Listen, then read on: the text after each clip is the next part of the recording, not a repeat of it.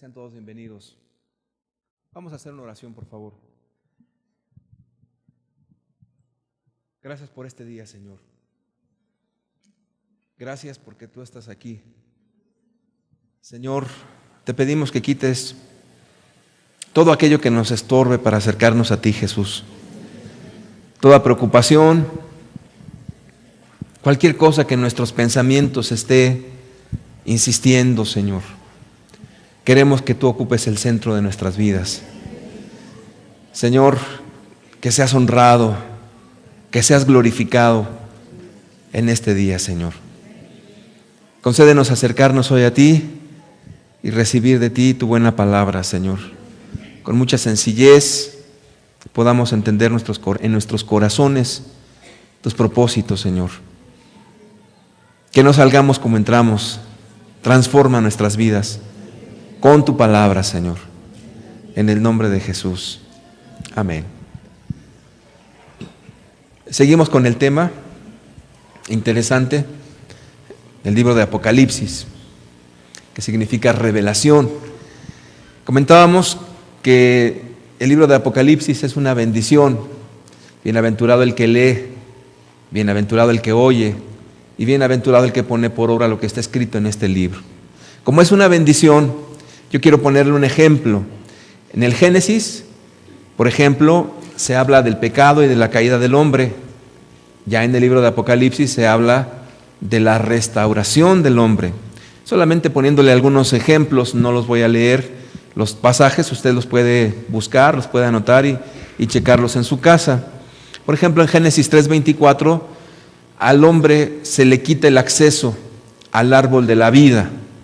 En el libro de Apocalipsis capítulo 2, verso 7 nos dice: al que venciere le daré del árbol de la vida. En Génesis lo excluyen, en Apocalipsis lo acercan al hombre al árbol de la vida, obviamente al que viva conforme al propósito de Cristo. Génesis capítulo 3, 17 nos dice que Dios maldijo la tierra por causa de la caída del hombre. Entonces la tierra iba a producir espinos y cardos. Y en Apocalipsis capítulo 2, verso 17 dice que Dios nos va a dar de comer el maná escondido, el pan del cielo, el pan de Dios. En Génesis capítulo 3, en el versículo 23, nos dice que Dios echó fuera al hombre, lo echó fuera del huerto de Edén. En Apocalipsis capítulo 3, verso 12 nos dice: le haré columna en el templo de mi Dios y nunca más saldrá de allí. En Génesis es la exclusión, en Apocalipsis es la inclusión perpetua, permanente o eterna en la presencia de nuestro Dios. Entonces, el libro de Apocalipsis efectivamente tiene que ver con una bendición muy grande. No es solamente para ver las tragedias que van a ocurrir y todos los juicios que vienen, que aunque la Escritura habla de ellos, lo más importante a recalcar o a resaltar es que Dios te quiere bendecir, y me quiere bendecir a mí, y quiere bendecir a toda la humanidad, porque Dios no quiere que ninguna persona se pierda. Apocalipsis 1, verso 11 nos dice que decía: yo soy el alfa y el omega, el primero y el último. Escribe en un libro lo que ves y envíalo a las 7 iglesias que están en Asia: a Éfeso, Esmirna, Pérgamo, Tiatira, Sardis, Filadelfia y Laodicea. Aquí el Señor Jesucristo manda específicamente a Juan que escriba en un libro todo lo que se ve, es decir, el libro de Apocalipsis, y que se envíe a 7 iglesias. Y las nombra así: a Éfeso, a Esmirna, a Pérgamo, Tiatira, Sardis, Filadelfia y Laodicea. Vamos a ver un mapa, y aquí están estas 7 iglesias, en ese orden. De hecho, es un circuito de iglesias. Ahora, es importante que nosotros reconozcamos algo. ¿Por qué Dios manda a Juan que le envíe a estas 7 iglesias? No están mencionadas muchas de las iglesias del Nuevo Testamento, sino que están específicamente en Asia y son 7. Bueno, hay una razón muy importante en todo esto, porque en estas 7 está englobada una verdad muy, muy importante. Algunos comentaristas dicen que de manera circunstancial o por arte de la casualidad, cada una de las iglesias tiene ciertas características que van reflejando la historia del cristianismo. Pero ni es casualidad ni es una circunstancia.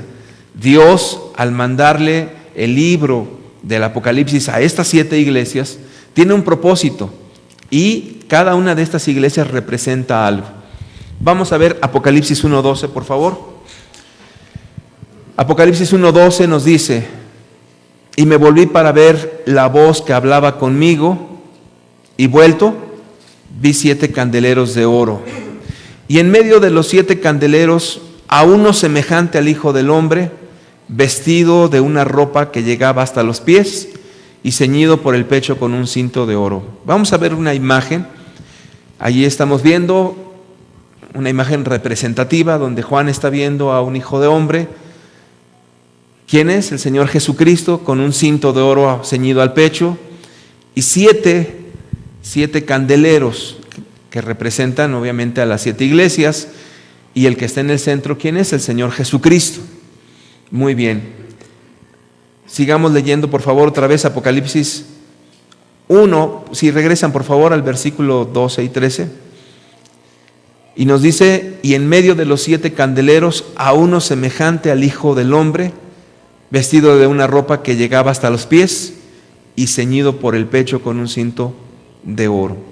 Obviamente todo esto es una cuestión metafórica. Quien está en el centro de todas las iglesias es el Señor Jesús. Él tiene toda la autoridad, Él es la piedra angular, Él es la cabeza de la iglesia. A Jesucristo nos debemos siempre, y el día que nos apartamos de Él nos perdemos.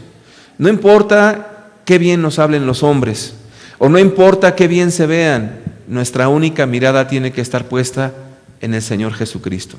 Él está en el centro. Apocalipsis 1, ahora sí por favor, versículos 19 y 20 nos dice: escribe las cosas que has visto, y las que son, y las que han de ser después de estas. El misterio de las 7 estrellas que has visto en mi diestra, y de los 7 candeleros de oro. Las 7 estrellas son los ángeles de las 7 iglesias, y los 7 candeleros que has visto son las 7 iglesias. Me voy a detener aquí, no le cambien. Aquí nadie puede interpretar, la misma Biblia en el acto te dice que las 7 estrellas son los 7 ángeles que están en las iglesias, y los 7 candeleros son las iglesias. Ahora sí, por favor, vamos a ver aquí esta imagen de las 7 iglesias. Es Jesús. Y algo muy importante, ahí están las iglesias de Éfeso, Esmirna, Pérgamo, Tiatira, Sardis, Filadelfia y Laodicea. Cuando habla respecto a los ángeles de cada iglesia, no se está refiriendo a los seres espirituales que Dios creó. Se está refiriendo, la palabra en griego representa mensajero, o la traducción más correcta sería al pastor o al líder de cada iglesia, al representante de cada iglesia. Es decir, que Dios primeramente le habla al liderazgo de la iglesia, tanto para alabar ciertas cosas de una iglesia o como para reprochar ciertas cosas de una iglesia. Entonces, vamos a ver, por favor, 2 posturas importantes que hay. En toda la teología de este pasaje exclusivamente, de las 7 iglesias, hay 2 posturas teológicas solamente. Una, que el mensaje es para la iglesia de hoy, es decir, que todo lo que usted está leyendo de las 7 iglesias tiene que ver con nuestra vida personal y con la vida de la iglesia actual. Esta es una postura. Y la otra es que el mensaje es un recorrido histórico de la iglesia desde sus comienzos hasta nuestros días. La pregunta sería, ¿cuál es la correcta? Bueno, la respuesta es bien sencilla, las 2 son correctas, puesto que cada enseñanza que hay de cada iglesia es como un espejo, donde tú puedes verte reflejado en tu vida, cómo estás, qué cosa tienes que cambiar, qué cosa tienes que ir también cambiando en tu vida, en tu familia, en tu forma de proceder, en tu vida cristiana. Pero a la vez también te da un recorrido histórico por todo lo que ha venido ocurriendo a través de la historia en la iglesia. Y de hecho es muy interesante. Muy bien, vamos entonces a estudiar primeramente la iglesia de Éfeso. La iglesia de Éfeso, porque fue a la primera iglesia que Jesucristo dijo que se le enviara la carta. El nombre Éfeso significa deseado, también significa primer amor. Muy interesante, el nombre pareciera coincidencia, significa deseado o deseada. Y describe adecuadamente el primer siglo de la historia de la iglesia, el que se caracterizó principalmente por un profundo amor a Jesucristo. Es decir, que la iglesia en sus comienzos no la detenía nadie. El amor a Dios la llevaba a predicar la palabra en todo momento, en todo lugar. Era una iglesia avivada, una iglesia con mucho fuego. La siguiente, por favor. En cuanto a la historia de la ciudad de Éfeso, es una ciudad que se fundó en el siglo XII antes de Cristo, es decir, mucho antes de que Cristo viniera aquí a la tierra. Esta ciudad ya había sido fundada y fue una mezcla de colonizadores griegos con los indígenas de la región, en el siglo XII antes de Cristo. La siguiente. Era una ciudad moderna para su tiempo. Había un banco, algunos dicen que quizás el primer banco del mundo. El sacerdote, obviamente no cristiano, el sacerdote pagano, supervisaba las operaciones del banco y la gente llevaba ahí grandes cantidades de dinero.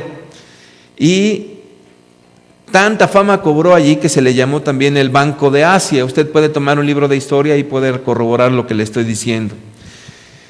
También Éfeso era muy conocida porque había gran cantidad de magos y hechiceros. Si tenías alguna enfermedad, ibas a Éfeso y el mago te hacía alguna curación mágica.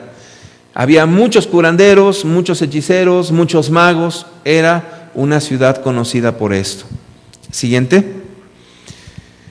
También, tanta era la magia que se vendían pequeños documentos que eran como ciertos amuletos que decían que te podían resguardar de cualquier peligro, de cualquier situación. Al igual que hoy en día muchas personas confían en su pata de conejo, que confían en su collar de ajos y que pone no sé cuántas cosas. Allá lo habían inventado desde antes. Y por cierto, no funcionaba. Muy bien, la siguiente.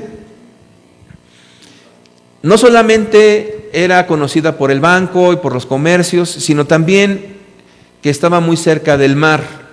Y obviamente esto le convirtió en el principal puerto de Asia. De hecho, como fue el principal puerto, allí se conectaba con Alejandría, con Antioquía.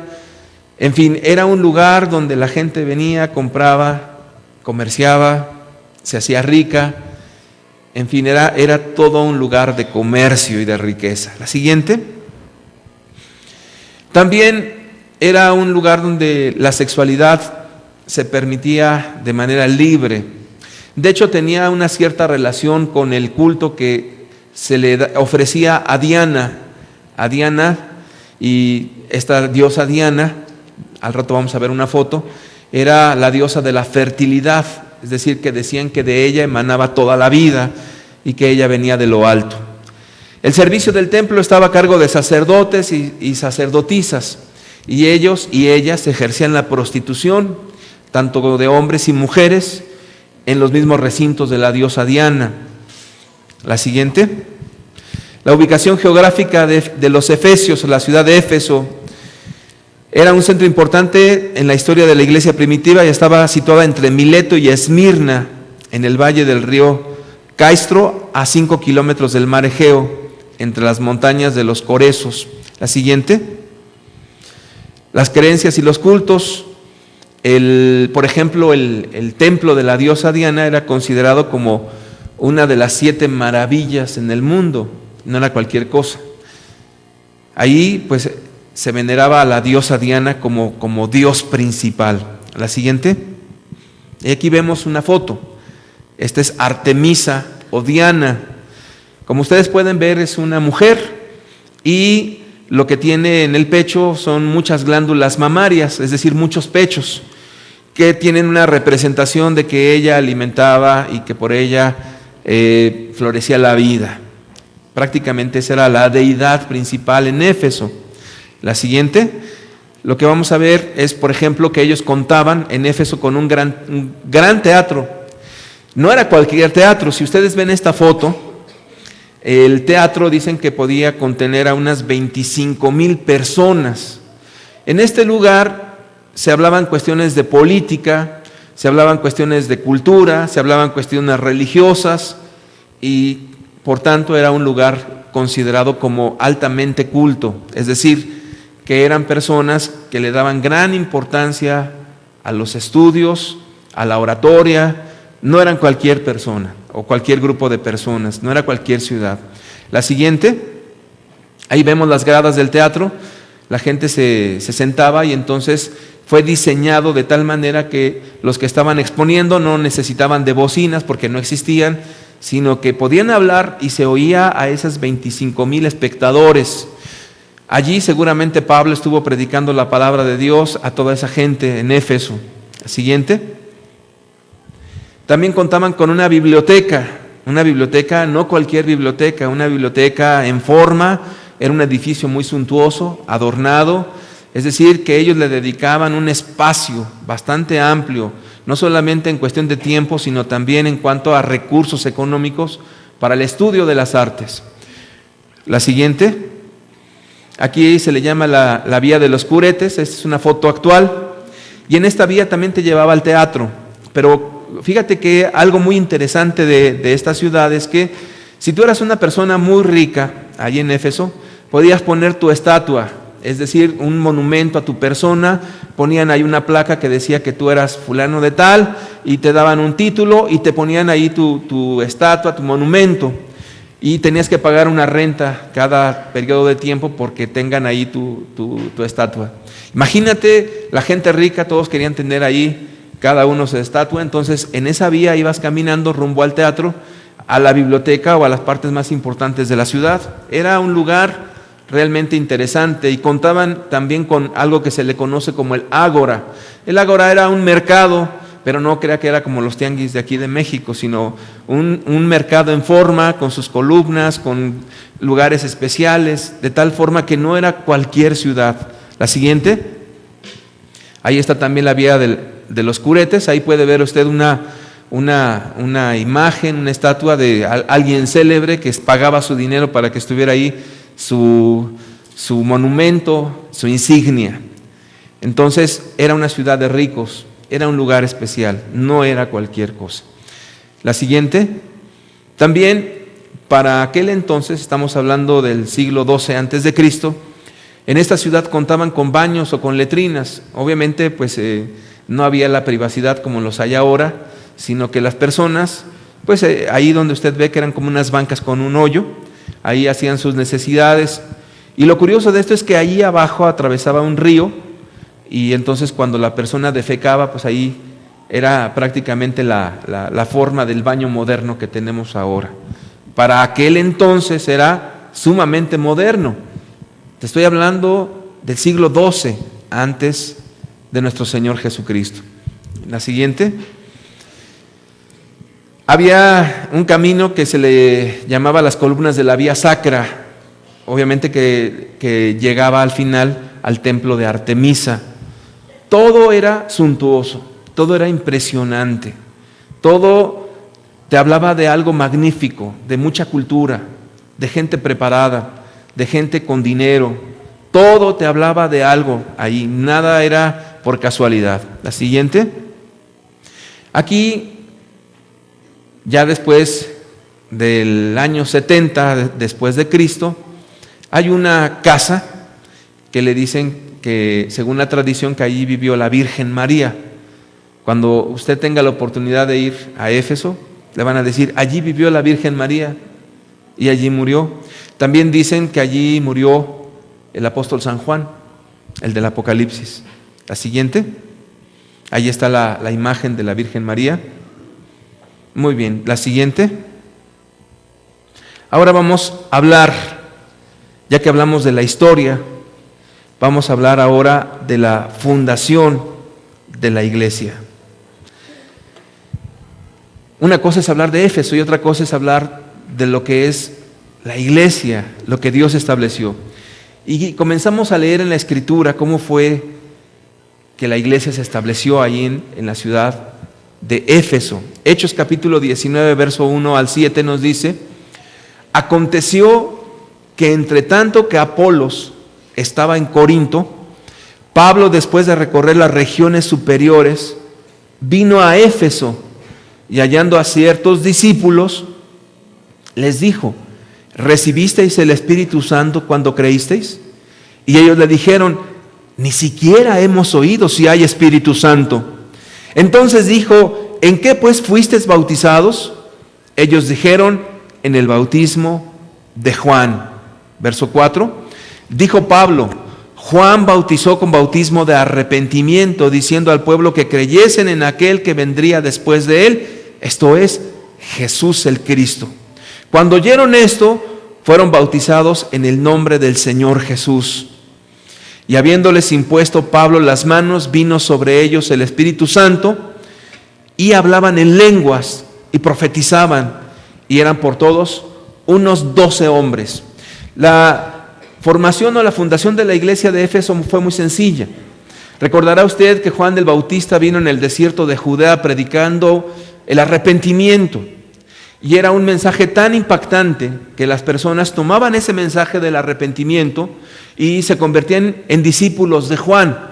Y esos mismos discípulos de Juan, que eran muy celosos de la doctrina, de la palabra de Dios y de lo que Juan les había dicho del arrepentimiento, que esos discípulos iban y esparcían esa palabra a todos los lugares. Imagínate, llegaron hasta Éfeso. Y allí en Éfeso quedó la semilla, 12 personas que recibieron el mensaje del arrepentimiento. ¿Qué estaban hablando estos 12 hombres? Hablaban a las personas que se arrepintieran de sus pecados. Hablaban a la gente que dejaran de hacer lo malo. Era todo lo que sabían, lo que habían recibido de corazón, y eso mismo estaban dando a las personas allí en la ciudad de Éfeso. Cuando Pablo llega, inmediatamente se da cuenta que son personas que fueron discípulos de Juan. Gente que oyó esa palabra como fue predicada en el Jordán o como fue predicada en el desierto de Judea, el arrepentimiento. Y entonces Pablo les comienza a decir: ¿recibieron el Espíritu Santo cuando creyeron? Ellos inmediatamente contestan: pues ni siquiera sabemos que existe el Espíritu Santo. Y entonces les comienza a explicar: Juan predicó el arrepentimiento para perdón de pecados, pero es necesario que crean en Jesucristo y después recibieron el Espíritu Santo. Es importante, el Evangelio como es primeramente el arrepentimiento de obras muertas. Si una persona no se arrepiente, no puede entrar en el reino de los cielos. Tiene que estar arrepentido de todos sus pecados, de todas sus faltas. El arrepentimiento es el abandono de las cosas malas, de lo que la Biblia dice claramente que está mal, y la persona se aparta, confiesa sus faltas, restituye y hace un cambio en su vida.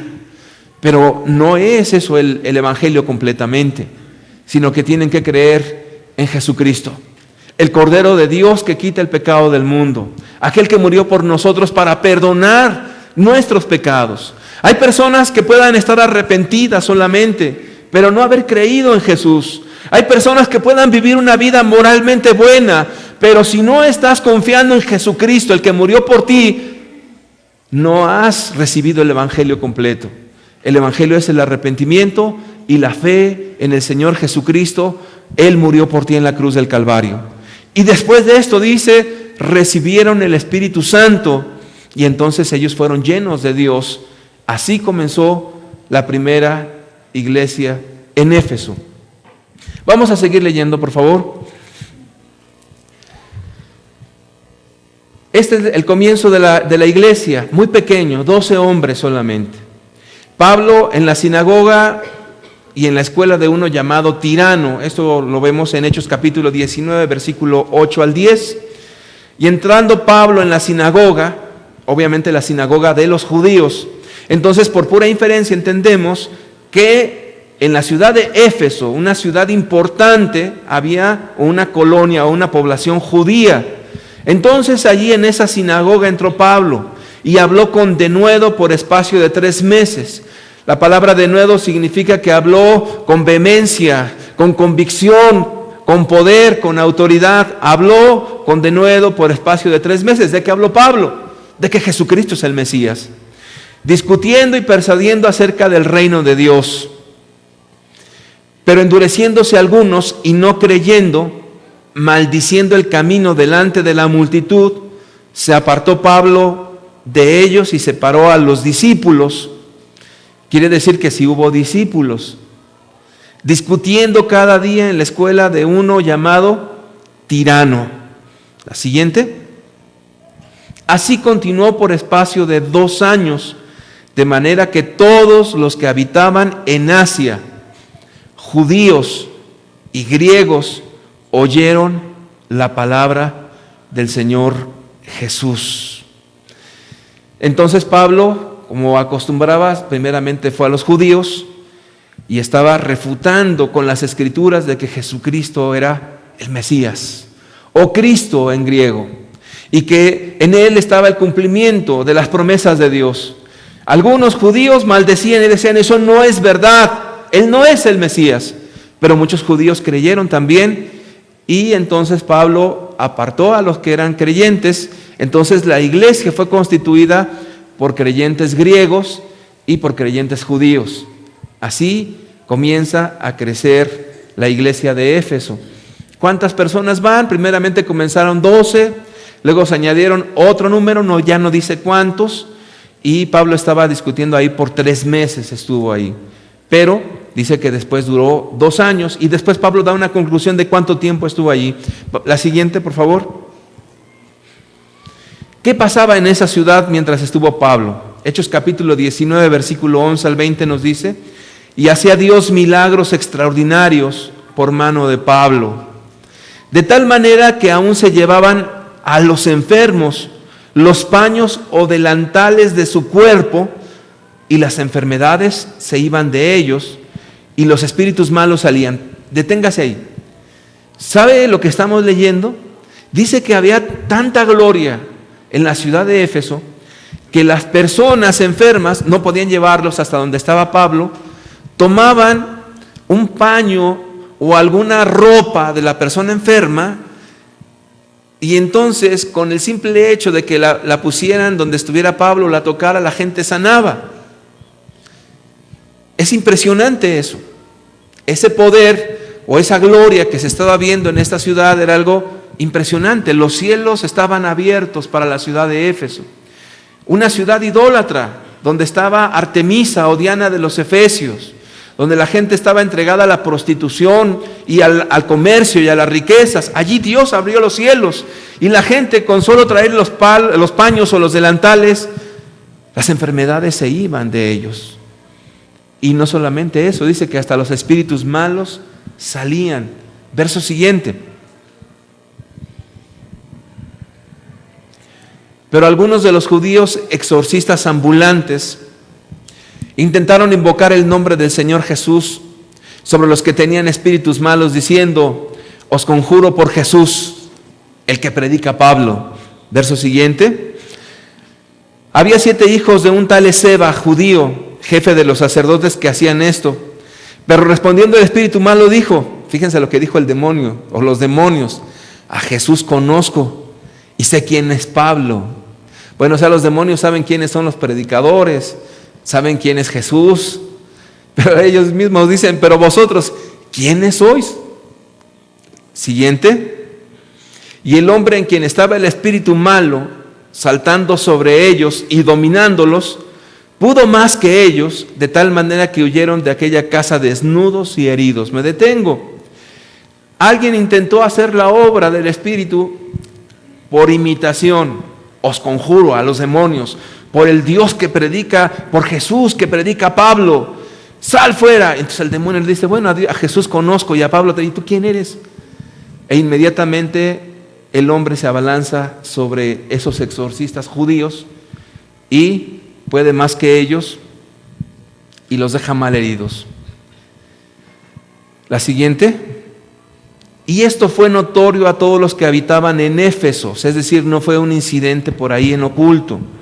Así judíos como griegos, y tuvieron temor todos ellos, y era magnificado el nombre del Señor Jesús. Donde estaba el ídolo principal de Asia, allí era magnificado el nombre del Señor Jesús. Los ídolos tienen ojos y no ven, tienen manos y no palpan, tienen pies y no pueden caminar, pero nuestro Dios hizo los cielos y la tierra. Allí estaba siendo glorificado el nombre de Jesús con grandes señales, y muchos de los que habían creído venían, fíjese, confesando y dando cuenta de sus hechos, arrepintiéndose. No solamente quedó así el asunto. Asimismo, muchos de los que habían practicado la magia, recuerde que históricamente era una ciudad también de hechiceros, trajeron los libros y los quemaron delante de todos. ¿Se imagina el espectáculo? Y hecha la cuenta de su precio, recuerde que había hasta una biblioteca, hallaron que eran 50,000 piezas de plata. Así crecía y prevalecía poderosamente la palabra del Señor. Vemos que no fue cualquier cosa lo que ocurrió en Éfeso. Venían magos, hechiceros, con su pila de libros, y a los ojos de todos, a prenderle fuego. Y la palabra de Dios estaba prevaleciendo de manera impresionante. Yo puedo decir que en Éfeso los cielos estaban abiertos y la gloria de Dios estaba allí. Y me recuerda mucho a un pasaje que dice que donde sobreabunda el pecado, también sobreabunda la gracia. Ahí estaban una obra que empezó el Espíritu Santo, primeramente 12 hombres oyendo del arrepentimiento y predicando eso de manera sencilla, diciéndole a los hombres que se arrepintieran. Llega Pablo, les habla de Jesucristo, el que murió en la cruz y que pagó el precio de nuestros pecados, y reciben el Espíritu Santo y la palabra prende como fuego. De tal manera que aún judíos y griegos comienzan a creer, se convierten también hechiceros, se convierten personas que también son de influyentes en la ciudad. ¿Y por qué le digo esto? No me lo estoy sacando de la manga, porque la misma Biblia dice que cuando se arma un disturbio ahí también, dice que algunos principales le mandan a decir a Pablo. Quiere decir que mucha gente se convirtió, desde personas que estaban en autoridad hasta las personas que estaban en la hechicería. Es decir, que hubo una visitación del Espíritu Santo a la ciudad de Éfeso. En términos modernos diríamos, vino un avivamiento. Eso es lo que se diría en las palabras de los cristianos de hoy en día en cuanto a las cuestiones de avivamiento. Hubo un avivamiento en esa ciudad, de tal suerte que la palabra de Dios prevalecía poderosamente en la ciudad de Éfeso, en la ciudad rica, en la ciudad idólatra, en la ciudad prostituida, en la ciudad que no había más que solamente el pecado. La siguiente, por favor. Pero como dicen por ahí, pues no todo es la gloria y la bendición. Recuerde que hay un principio muy importante en la Biblia: donde hay una bendición siempre hay también un ataque del diablo. Donde hay mucha gracia también hay mucha oposición. Donde los cielos se abren, también Satanás viene a hacer su guerra. Entonces viene un problema con un señor llamado Demetrio, y se le conoce en la Escritura como el alboroto en Éfeso, y esto también tomó unas dimensiones impresionantes. Hubo en aquel tiempo, Hechos 19, versículo 23 al 41, un disturbio, y la Biblia dice, no pequeño, acerca del camino, acerca de los cristianos. Porque un platero llamado Demetrio, que hacía de plata templecillos de Diana, daba no poca ganancia a los artífices. Es decir, era un asunto de dinero. A los cuales, reunidos con los obreros del mismo oficio, dijo: varones, sabéis que de este oficio obtenemos nuestra riqueza. Pero veis y oís que este Pablo, no solamente en Éfeso, sino en casi toda Asia, ha apartado a muchas gentes con persuasión, diciendo que no son dioses los que se hacen con las manos. Y no solamente hay peligro de que nuestro negocio venga a desacreditarse, sino que también el templo de la gran diosa Diana sea estimado en nada y comience a ser destruida la gran majestad de aquella quien venera toda Asia y el mundo entero. Hasta me voy a detener, imagínate, el mundo entero. Cada vez de que vemos que hay una oposición, hay dos puntos importantes en esto. Primeramente, las cuestiones de dinero. En toda cuestión religiosa, el dinero es una piedra importante. Donde la gente le preocupa el dinero, las cuestiones económicas, donde usted tenga que estar pagando por oír la palabra de Dios, dinero, créame que ahí hay un problema bastante serio, porque no es el dinero lo que hace la obra de Dios, es el Espíritu Santo. Entonces, el problema surgió cuando el hombre Demetrio se veía mermada su ganancia. Ese fue el problema. Al no haber idólatras, pues ya no va a haber quien compre ídolos. De tal manera que cuando viene el Espíritu Santo y hace la obra en las personas de manera o escalas multitudinarias, pues donde había borrachos ya no va a haber quien consuma las cervezas y el alcohol. Y obviamente se van a enojar también aquellos que se ven mermados sus intereses. Aquellas personas que consumen drogas y de repente se convierten a Jesús, se les va el cliente cautivo. Los ingresos comienzan a mermar. Entonces, el primer problema fue el dinero. Y el dinero será siempre una causa frecuente de problemas en las cuestiones religiosas donde no está Dios. Cuando el dinero sea el punto principal donde gira toda una congregación, cuidado, ahí hay un problema. Y el otro punto era la cuestión de idolatría. El otro era un mero pretexto. Nuestra diosa Diana, este hombre está apartando a la gente del culto, de la adoración, a Artemisa o Diana, la gran diosa de aquí de Efesios, quien venera toda Asia, y no toda Asia, sino el mundo entero. ¿Será que sí? Están exagerando. Vamos para adelante. Cuando oyeron estas cosas, se llenaron de ira y gritaron diciendo: ¡grande es Diana de los Efesios! Y la ciudad, fíjate cómo dice la Escritura, la ciudad se llenó de confusión y a una se lanzaron al teatro, ese que vimos ahorita en las fotos, arrebatando a Gallo y Aristarco, macedonios, compañeros de Pablo. ¿Te imaginas el tumulto ahí en el teatro? En todo el graderío, todos gritando, ¡grande es Diana de los Efesios! Y sacando a esos dos amigos de Pablo ahí. Yo creo que si no los lincharon fue la pura misericordia de Dios. Versículo siguiente: y queriendo Pablo salir al pueblo, los discípulos no le dejaron. También algunas de las autoridades de Asia, por eso digo que algunos se convirtieron, que eran sus amigos, le enviaron recado rogándole que no se presentase en el teatro. Si tú ves el versículo anterior, por favor, la siguiente. Algunas de las autoridades de Asia, que eran de Pablo, ¿cierto? Entonces quiere decir que la obra del Espíritu Santo no fue cualquier obra allí en Éfeso. Quiere decir que abarcó autoridad, mandos importantes en Éfeso, abarcó a judíos, abarcó a griegos, abarcó a magos y abarcó a público en general. Fue una obra tremenda la que hubo en Asia, en Éfeso. Muy bien, la siguiente. Unos pues gritaban una cosa y otros otra, porque la concurrencia estaba confusa y los más se habían reunido, nada más estaban haciendo bola algunos. Versículo siguiente: y sacaron de entre la multitud a Alejandro, empujándole los judíos. Entonces Alejandro, pedido silencio con la mano, quería hablar en su defensa ante el pueblo.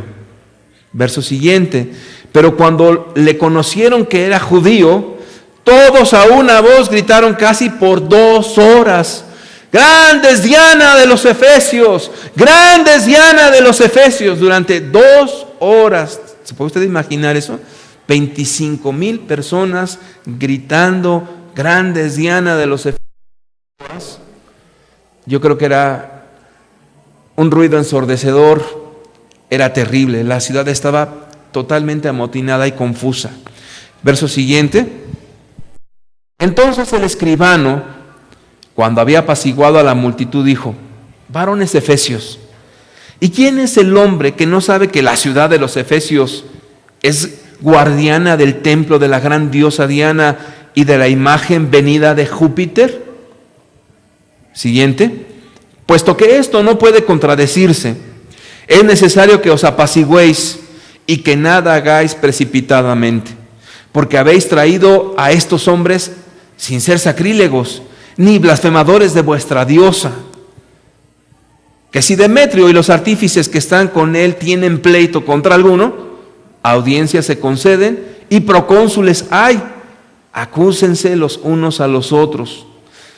Antes de cambiarle, también tenían un aparato judicial impresionante.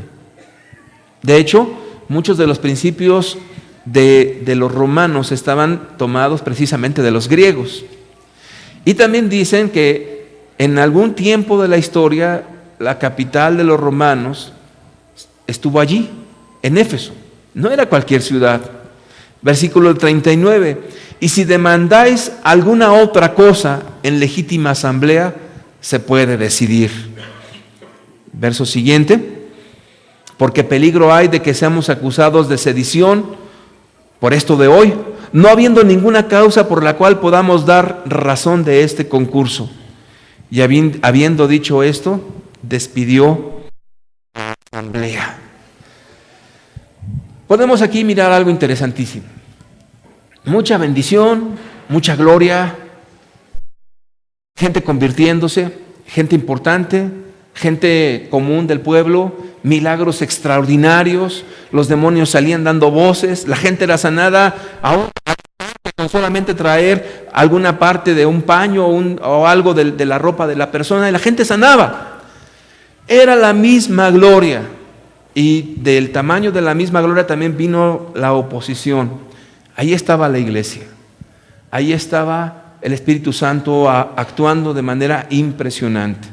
Teniendo usted este contexto tan claro, entonces vamos ahora sí al libro de Apocalipsis. Esa es la historia del libro de la iglesia de Éfeso.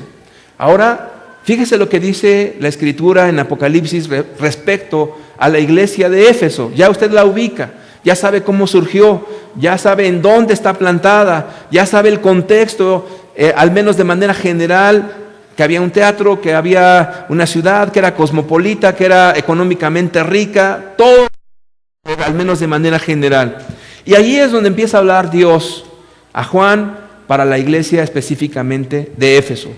Escribe al ángel de la iglesia en Éfeso, escribe a la persona responsable, al ministro, al pastor o a la persona que es la máxima autoridad allí. Escríbele al mensajero, al pastor de la iglesia en Éfeso, el que tiene las 7 estrellas en su diestra. Las 7 estrellas, ¿qué eran? Los ángeles de cada iglesia. ¿Estamos de acuerdo? El que anda en medio de los 7 candeleros, los 7 candeleros son las 7 iglesias. Dice esto, verso siguiente: yo conozco tus obras y tu arduo trabajo y paciencia, que no puedes soportar a los malos, y has probado a los que dicen ser apóstoles y no lo son, y los has hallado mentirosos. Y has sufrido, y has tenido paciencia, y has trabajado arduamente por amor de mi nombre, y no has desmayado. ¿Cuántas obras? ¿Cuánto trabajo? Todo eso lo comienza a decir Jesús. Yo conozco todo lo que tú has estado haciendo y todo lo que has hecho. Tu trabajo, tu paciencia, tu discernimiento espiritual. Pero el versículo 4 dice que has dejado tu primer amor. Voy a detenerme aquí en el versículo 4 y después continuamos. Jesús les dice a la iglesia de Éfeso: yo conozco todo lo que tú has hecho, todos tus trabajos, tus fatigas, todo lo que has logrado, todo lo que has hecho. Yo sé todo lo que tú has dado por causa de mi nombre, todas las cosas que te han acontecido, todas están claramente delante de Dios. Y que no has desmayado por amor de mi nombre. Pero inmediatamente Jesús, después de que recuenta todas las cosas buenas que tiene la iglesia de Éfeso, inmediatamente le dice: pero tengo contra ti que has dejado tu primer amor. Ese es un reproche muy fuerte. Te voy a decir por qué es un reproche muy fuerte. Primeramente porque Dios no ve las cosas externas de nuestra vida. Dios no ve las cosas externas. Porque los hombres miramos lo de afuera, pero Dios mira el corazón. Porque Dios, más que cosas de afuera, siempre te dirá: hijo mío, dame tu corazón. Es decir, que las cosas externas tienen que estar siendo motivadas por un amor tan fogoso a Cristo, que entonces sí las obras son naturales. Pero cuando las obras quedan ya sin el amor a Jesucristo, son obras muertas. No sirven absolutamente de nada. ¿Y cómo poder ejemplificar esto? Mira, un día yo leí una carta que venía en la revista, en el New York Times, y me llamó la atención porque la carta decía que la Madre Teresa de Calcuta había renunciado a su fe. Yo no podía creer eso. Ahora, ¿quién fue la Madre Teresa de Calcuta? Bueno, se le llamó Teresa porque era una monja de la Iglesia Católica Romana, y Calcuta era el lugar donde ella había dedicado prácticamente toda su vida a servir. Calcuta era distinguida porque era una población totalmente de leprosos. Entonces la Madre Teresa fue a Calcuta y dio su vida allí. Pero ella, antes de morir, escribe una carta. Usted la puede por ahí encontrar, si busca esa carta de la Madre Teresa en el internet, la va a encontrar, muy interesante. Pero ella comienza a decir que tenía muchas dudas respecto de que si Jesús la amaba a ella, de que si Jesús estaba con ella. Entonces, imagínate, después de que toda su vida la entregó y la consagró para servir a los leprosos, al punto ya de morir, duda: yo no sé si Jesús me ama, yo no sé si estoy bien delante de Dios. Yo no puedo decirle si se salvó o no se salvó. Lo que puedo decirle es que las obras sin el amor a Dios no sirven de nada. Entonces, fíjate lo que dice la Escritura ahí en la primera carta a los Corintios capítulo 13, usted lo puede leer en su casa. Habla de lo que es el concepto del amor. Y dice que si yo diese todos mis bienes para dar de comer a los pobres, y si no tengo amor, nada soy. Y si entregase mi cuerpo para ser quemado y no tengo amor, vengo a ser como címbalo que retiñe o metal que resuena. En otras palabras, nada. ¿Cuál era el problema de la iglesia de Éfeso? Que toda su confianza ahora estaba en eso. Mira cuántos demonios salen de las personas. Mira la ciudad más importante de Asia, la hemos conquistado para el Señor Jesucristo. Mira todo lo que se ha logrado, hasta gente importante del gobierno obedece a la fe. Mira cuánta gente que se dedicaba a la magia ahora ya es cristiana. Cuántas obras buenas tenemos, cuánto hemos avanzado el evangelio, cuánto hemos hecho y cuántas cosas. Y se empezaron a olvidar de Jesús, del amor a Cristo. Cuando Jesús llega a la casa de Lázaro, de repente hay dos mujeres, una llamada María y otra llamada Marta. Usted sabe el pasaje. Y entonces Marta dice que afanada con tantos quehaceres, siempre decía: oye Señor, ¿no te da cuidado que mi hermana no me ayuda con los quehaceres? Y Jesús le dice: Marta, Marta, siempre tan afanada y turbada con tantos quehaceres. María ha escogido la mejor parte, la cual no le será quitada. ¿Qué estaba haciendo María? Estaba adorando a Jesús. Y bien, un predicador llamado Spurgeon, al hacer un comentario de ese pasaje, dijo, bueno, él no está descartando que no haya que trabajar. Él está diciendo que la mejor parte es primeramente Jesús y por amor a Cristo entonces se hace lo otro. Es decir, que en la misma casa habitaban María y Marta. Y dice, no es de ninguna manera un escudo para los que no quieren hacer nada para Dios, todo lo contrario. El que mucho se le perdona, dijo Jesús, mucho ama. Y cuando tienes un amor tan grande a Jesús, las obras salen solas. El dar a la gente necesitada no es por obligación, te sale del corazón. El que estés en medio de los problemas familiares cuando Cristo está llenando tu vida, tu alma, no importa. Lo que padezcas por causa de Jesús no importa. O no tomaron a Pablo y después lo azotaron y aún salió gozoso de haberse tenido por digno de sufrir por causa del nombre. Es que cuando Jesús está, todo se transforma en nuestras vidas. Cuando alguien ya perdió a Jesús, todo es gravoso.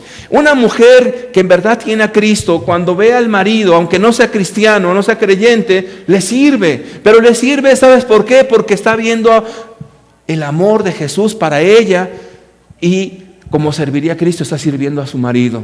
Y la esposa que no es cristiana y que tiene un esposo cristiano, también el esposo se dará porque está sirviendo a Jesús. ¿Sabes? Todo lo que hacemos y vivimos refleja el amor que tenemos a Cristo. A lo mejor usted no cree, pero cuando Jesús separe a los impíos de los cristianos o la gente buena y la gente mala, como usted le quiera llamar, a algunos les va a decir, tuve hambre y no me diste de comer, tuve sed y no me diste de beber, en la cárcel y no viniste a mí, enfermo y no me visitasteis. Y entonces le dirán, Señor, ¿cuándo te vimos enfermo? ¿Cuándo te vimos hambriento o sediento o en la cárcel? ¿Cuándo te vimos así? Jesús dijo, por cuanto no lo hiciste a estos más pequeños, a mí tampoco me lo hiciste. ¿Te das cuenta cómo cada acto de nuestra vida va acompañado por el amor a Cristo? Y cuando ya Jesús no aparece en nuestra vida, todo es un cansancio. Ay, tener que soportar al marido. Ay, tener que soportar a esta señora que no es cristiana, amargada, hombre, ya me hartó. Ay, tener que hacer misericordia, pues ni tengo tiempo. Ay, tener que hacer esto, lo otro. No. ¿Cuántas cosas son necesarias hacer? No, es demasiado. La persona comienza a ver el cristianismo como una carga pesada. Algo que ya no quiere llevar. Yo siempre me he preguntado por qué Jesús dijo que su carga era ligera y su yugo fácil de llevar. Y yo en ocasiones lo digo con mucha vergüenza. Se lo digo porque se lo he dicho a Dios. A veces le he dicho a Dios, la carga es pesada. Y a veces le he dicho, no puedo más.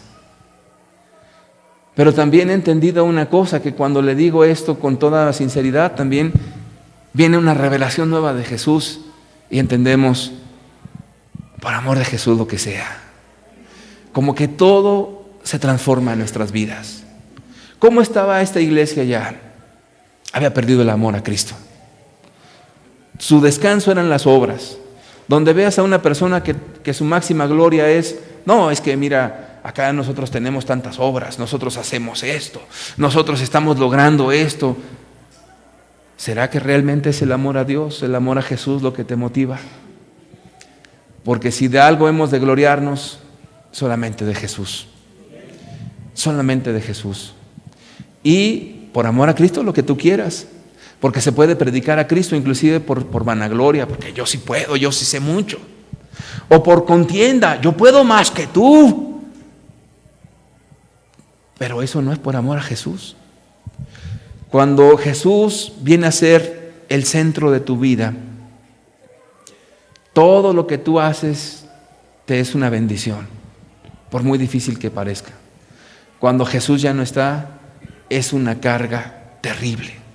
¿Y por qué es Jesús? Porque dice la Escritura que el que no ama no ha conocido a Dios, porque Dios es amor. Y si tú no amas a tu hermano a quien ves, ¿cómo puedes amar a Dios a quien no ves?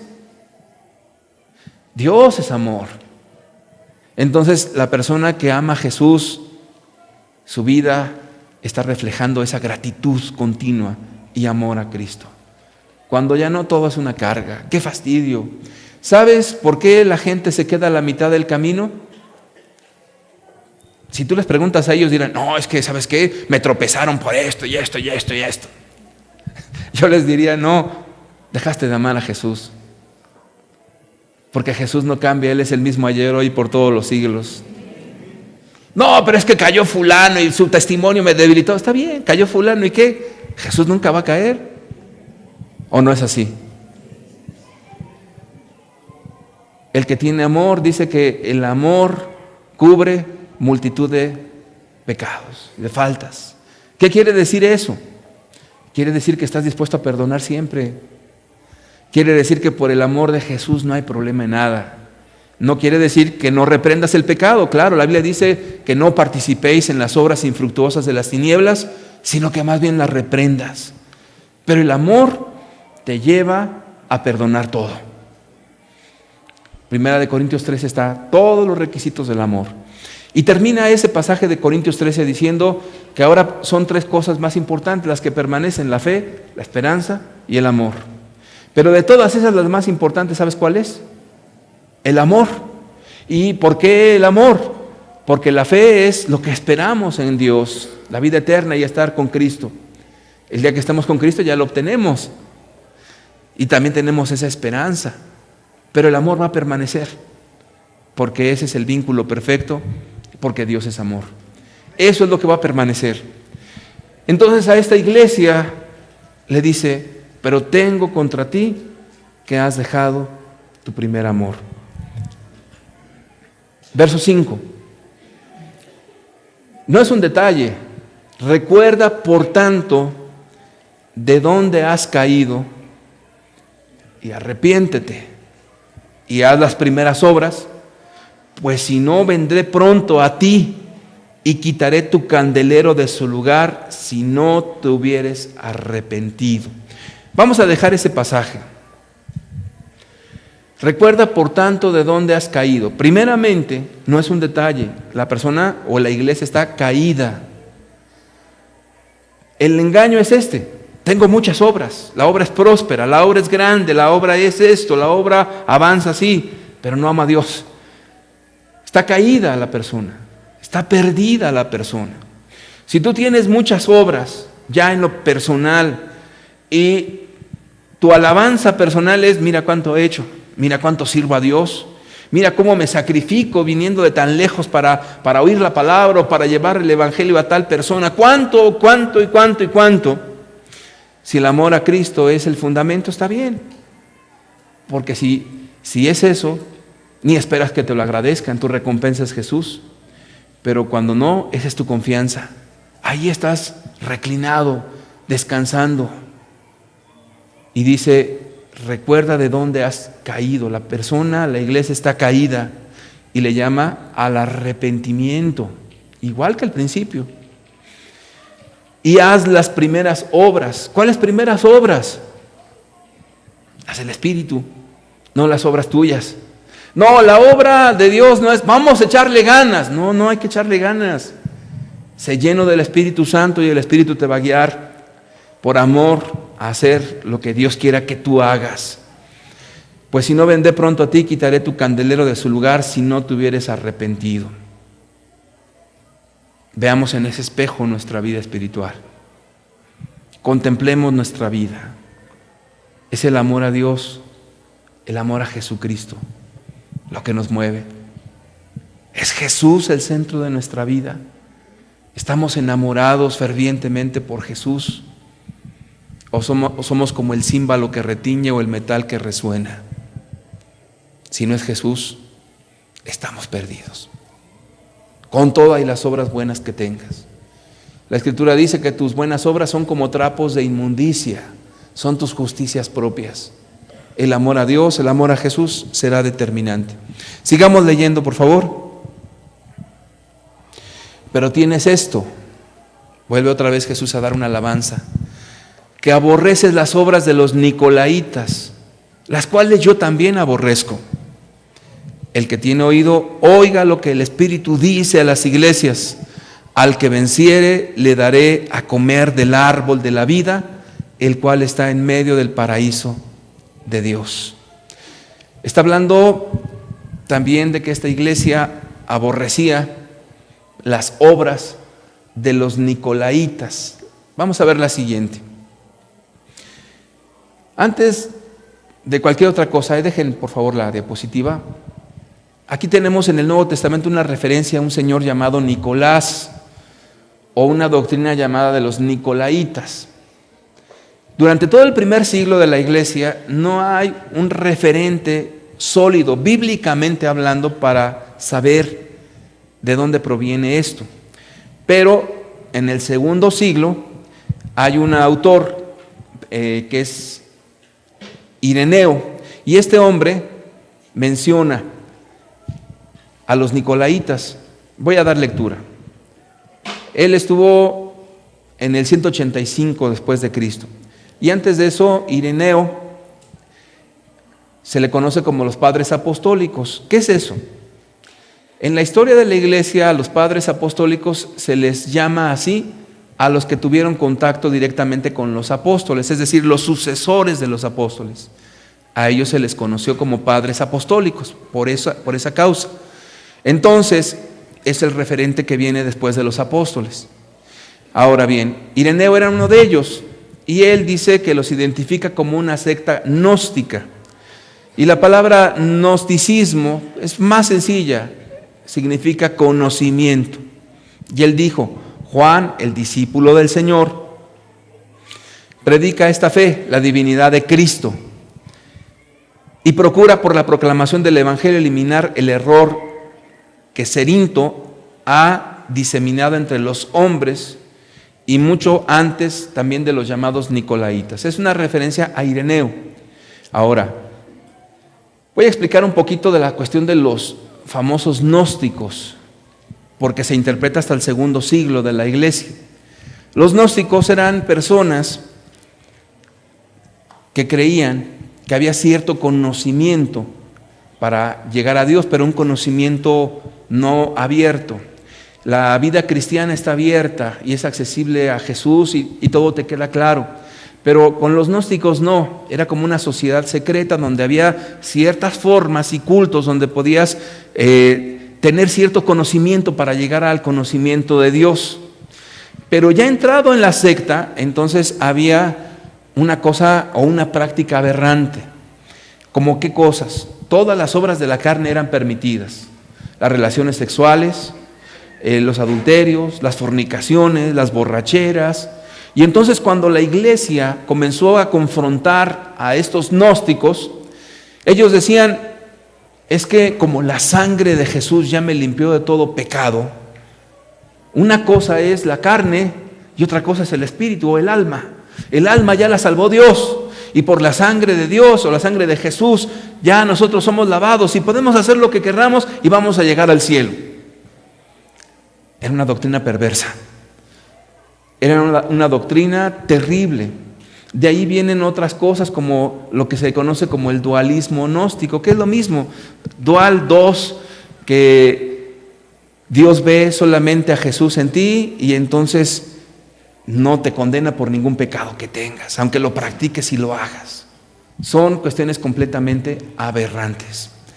Y allí se estaba cocinando ya en esta primera iglesia de Éfeso lo que se conoce como las herejías, como las sectas, como los grupos que comienzan a meter ideas falsas para tropezar a la gente del camino de Dios. Muy interesante. La siguiente, por favor. La otra.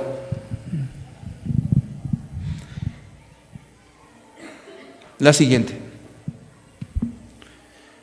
También hay una idea, y esto es una mera hipótesis, pero sería bueno que usted la oyera.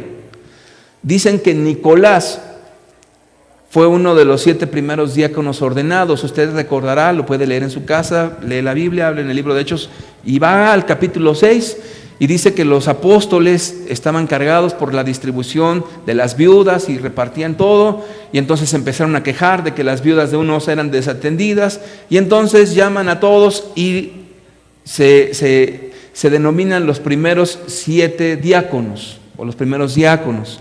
Y usted lee la lista, y al final hay uno que se llama Nicolás. La teoría esta está fundamentada en que Nicolás era el único prosélito de Antioquía, es decir, que Nicolás era el único diácono que no era judío.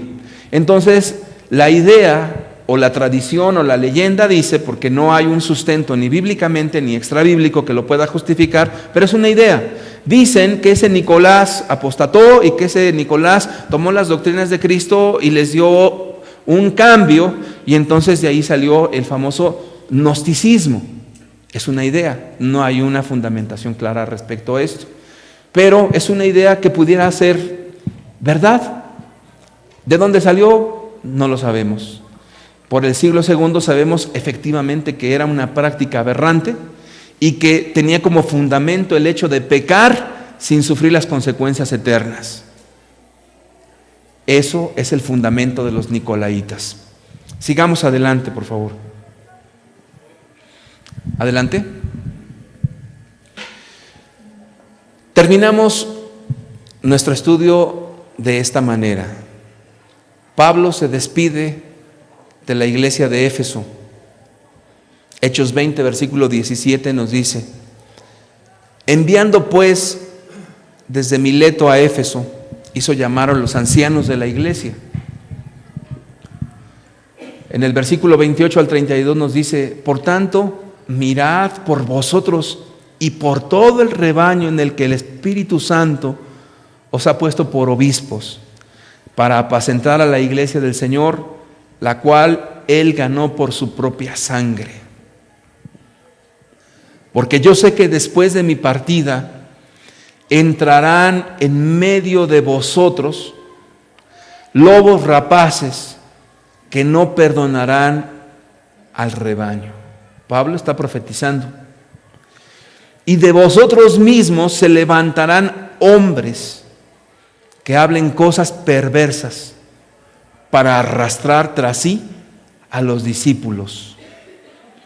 Por tanto, velad, acordándoos que por 3 años de noche y de día, Pablo estuvo 2 años, luego estuvo 3 meses en la escuela de Tirano, y él concluye que estuvo ¿cuánto exactamente? 3 años en Éfeso, de noche y de día, no he cesado de amonestar con lágrimas a cada uno. Y ahora, hermanos, os encomiendo a Dios y a la palabra de su gracia, que tiene poder para sobreedificaros y daros herencia con todos los santificados. Y de ahí no vuelven a ver más a Pablo en la iglesia de Éfeso. Pero fíjate lo que está viendo Pablo: el día que yo me vaya, van a entrar encubiertamente. Y dice: de entre vosotros mismos se levantarán hombres perversos que van a arrastrar tras ellos. ¿A quién? A los discípulos.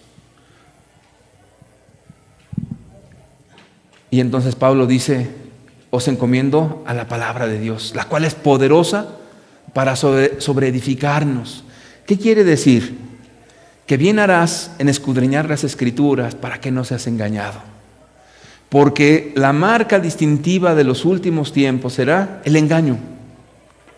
Habrá señales, habrá muchas cosas que van a hacer que te puedas desviar del camino de Dios. Solamente puestos los ojos en Jesucristo, autor y consumador de la verdad. Y yo quiero decirte que Jesucristo es esa piedra angular. No te desvíes nunca de ella. Tan es así, tan poderoso es el testimonio de Jesús, que todas las sectas se derriten delante de Cristo. Si tú vas con un testigo de Jehová, él no va a tener problema en que tú le digas que Jesucristo es un profeta, es un buen hombre, el hombre más maravilloso de todos los siglos. O si tú vas con un judío y le dices que Jesús fue también un profeta, ninguno te va a decir nada, está bien. Pero donde tú digas que Jesucristo es Dios, espera ver la reacción. Pregúntale a un testigo de Jehová, ¿Jesucristo es Dios? Y que no te va a dar la pregunta, ¿Jesucristo es Dios? Si Jesucristo es Dios, no existe la secta de los testigos de Jehová. Si Jesucristo es Dios, no existe el judaísmo. Si Jesucristo es Dios, no existe religión alguna. Y como Jesucristo es Dios, Él es el camino, la verdad y la vida. Entonces por Jesús tenemos acceso al Padre, al lugar santísimo. Por Jesucristo encontraremos la vida eterna y por Jesucristo permaneceremos en medio de un mundo caótico. Y en medio de la confusión religiosa, solamente Jesús nos va a ayudar. En su luz veremos la luz y bien hacemos en no perder nunca de vista a Jesús. Si tú lo pierdes, te perdiste. En las buenas obras, en las apariencias, en la religión, el que tiene a Jesús tiene la vida. Yo voy a pedir que cierres tus ojos. Jesucristo es Dios. Jesucristo es verdaderamente hombre, pero también es verdaderamente Dios. Jesucristo es el camino, la verdad y la vida. Jesús es el que perdona pecados, nos limpia con su sangre. No hay otra manera de llegar a la eternidad sino a través del Cordero inmolado, a través de Jesús. Las buenas obras no te van a ayudar. Pero tengo contra ti, le dijo a la iglesia de Éfeso, que has dejado tu primer amor. Vuélvete al amor de Jesús. Vuelve a los brazos de Jesús, de aquel que dio su vida por ti. Deja las obras muertas. ¿Por qué la inconstancia? Porque ya Jesús no está en tu corazón hirviendo, con un amor apasionado por Él. Muchos se quedaron con las ideas antiguas, con las glorias pasadas. Oh, es que cuando la iglesia antes, Jesucristo es el mismo ayer, hoy y por los siglos.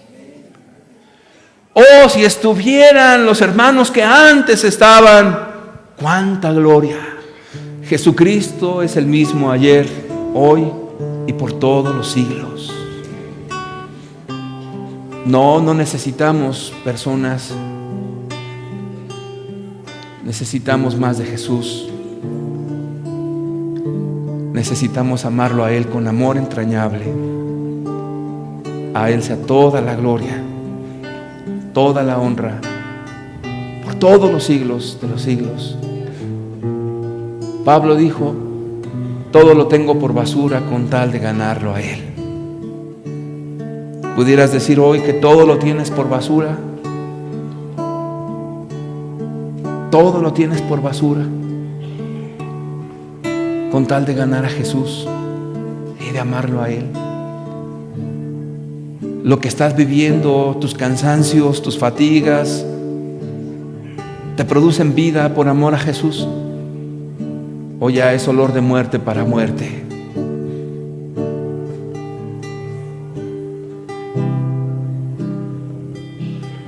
Ven, Señor Jesús. Ven, Señor Jesús.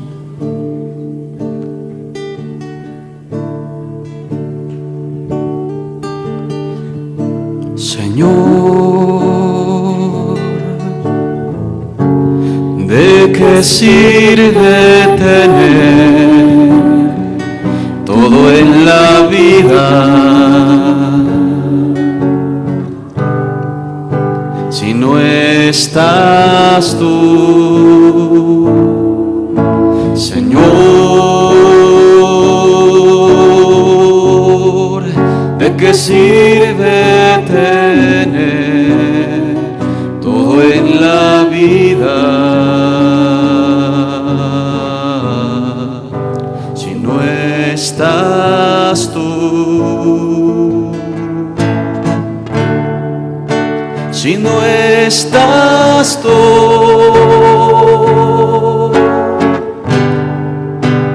nada es real. Si no estás estás tú, esa paz no es verdad. Solo tú das reposo al cansado. Solo tú sacias el alma hambrienta. Solo tú has llenado mi vida, porque tú eres todo para mí.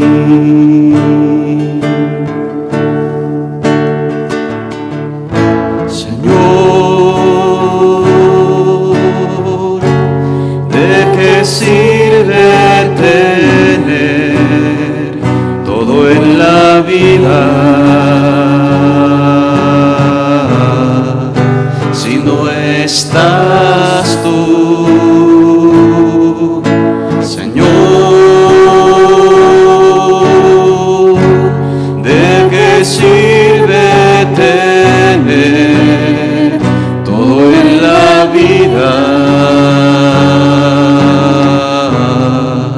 si no estás tú? Si no estás tú,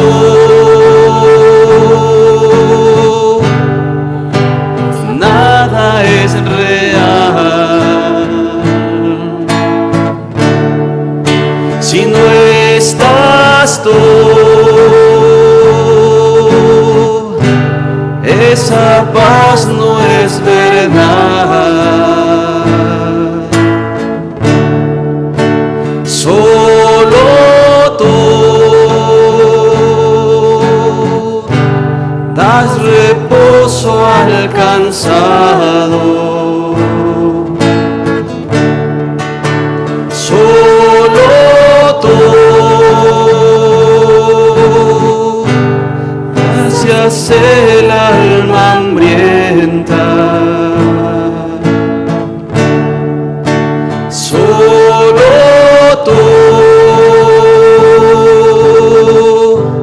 has llenado mi vida, porque tú eres todo para mí.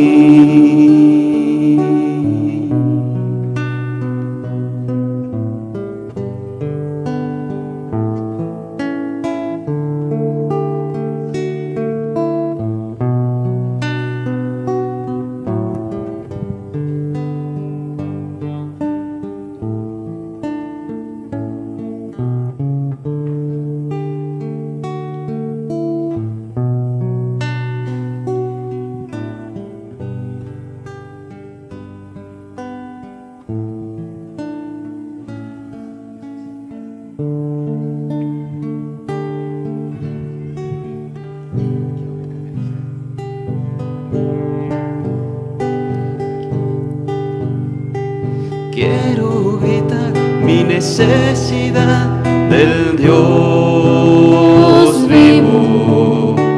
Quiero gritar mi necesidad del Rey de Reyes. Eres mi todo, eres mi Rey, eres la fuerza, lo que me tiene en pie.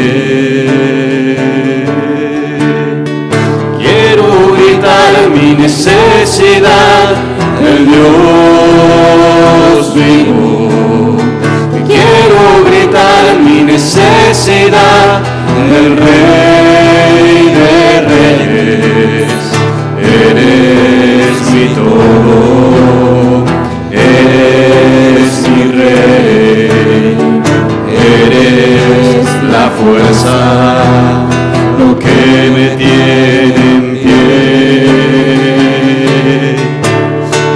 todo lo llena en todo, está aquí.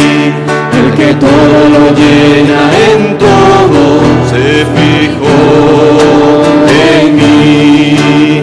¿Y qué más puedo yo pedir cuando quiero gritar mi necesidad del Dios vivo? Y quiero gritar mi necesidad del Rey de Reyes.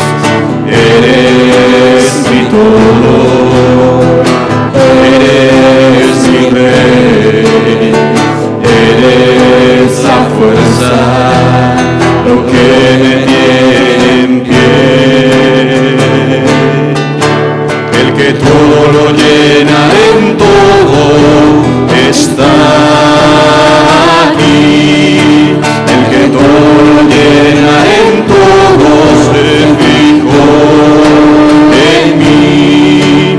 ¿Y qué más puedo yo pedir cuando y quiero gritar mi necesidad del Dios vivo? Y quiero gritar mi necesidad del Rey de Reyes. Eres mi todo, eres mi Rey, eres la fuerza, lo que me tiene en pie. Quiero gritar mi necesidad del Dios vivo. Quiero gritar mi necesidad del Rey de Reyes. Eres mi todo, eres mi Rey, eres la fuerza, lo que me tiene en pie.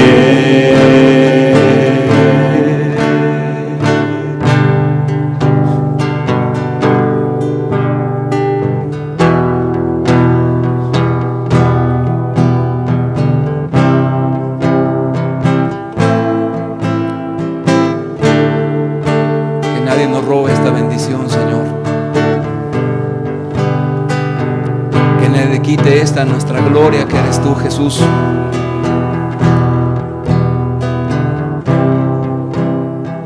Danos ojos de paloma, Señor, para verte solamente a ti. ¿Qué más tenemos en esta tierra, Señor? ¿Qué más tenemos, Jesús?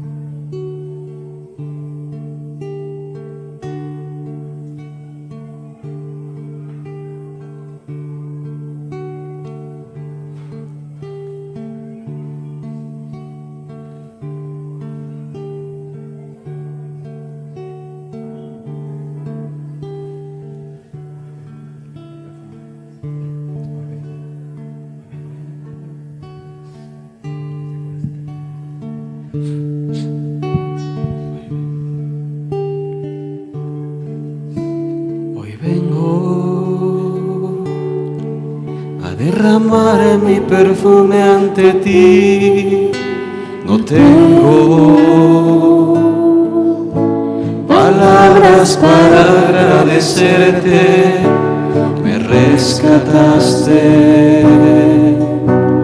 nueva vida me diste. Hoy derramo mi perfume ante ti. Hoy vengo a derramar mi perfume ante ti. No tengo palabras para agradecerte. Me rescataste, nueva vida me diste. Hoy derramo mi perfume ante ti. Te amo, te amo, te amo, te amo. Me rescataste, nueva vida me diste. Hoy derramo mi perfume ante ti. Te amo, te amo, te amo, te amo. Me rescataste, nueva vida me diste. Hoy derramo mi perfume ante ti. Te amo, te amo, te amo, te amo. Me rescataste, nueva vida me diste. Hoy derramo mi perfume ante ti. Hoy derramo mi perfume ante ti. Hoy derramo mi perfume ante ti.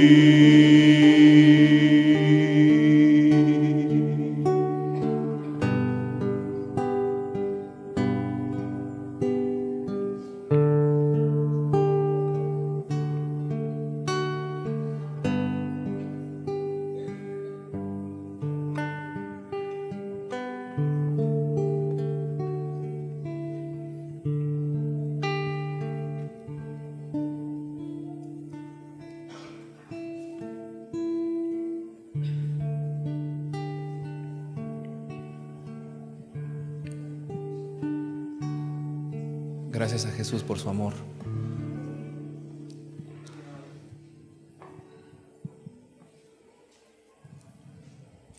Dios le bendiga a todos. El que a Jesús viene, Él no le eche fuera. Dios les bendiga.